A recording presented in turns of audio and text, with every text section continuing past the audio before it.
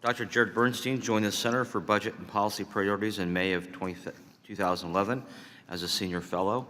From 2009 to 2011, Dr. Bernstein was the chief economist and economic advisor to Vice President Joe Biden, executive director of the White House Task Force on the Middle Class, and a member of President Obama's economic team. Prior to joining the Obama administration, Dr. Bernstein was a senior economist and the director of the Living Standards Program at the Economic Policy Institute in Washington, D.C. Between 1995 and 96, he held the post of Deputy Chief Economist at the U.S. Department of Labor.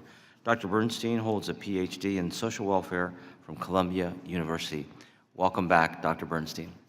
Well, thank you for that nice introduction, Chairman Tiberi, Ranking Member Heinrich, members. Thank you for holding this hearing and giving me the opportunity to be here.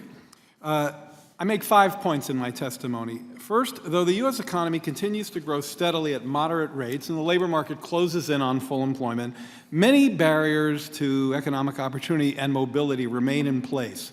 Some Americans, of course, are doing great in today's economy, but many are not. Point 2, the opportunity barriers faced by those left behind include high levels of income inequality and low mobility, unequal access to educational opportunities, residential segregation by income, inadequate investments in children in certain areas, and a markedly slower employment recovery in rural relative to metro areas. Over the current expansion, both employment and the labor force have grown much more quickly in metro than they have in rural areas.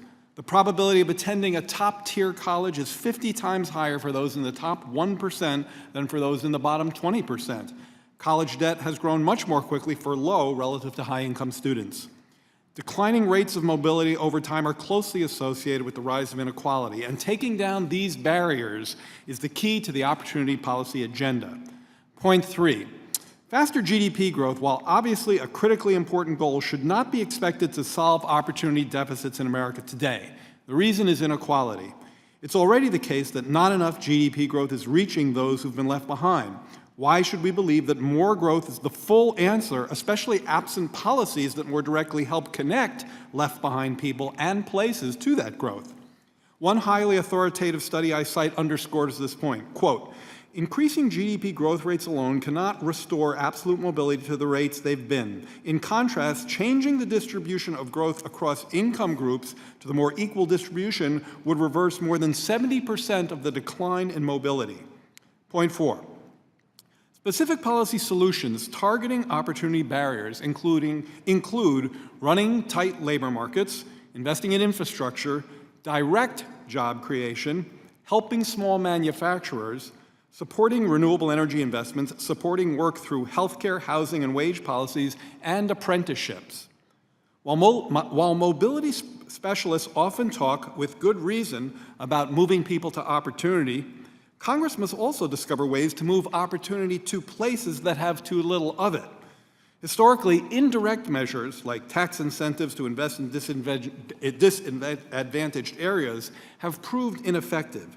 More direct measures are needed, like direct job creation in places where employment is too scarce. Helping small manufacturers compete is another way to bring good jobs to left-behind areas.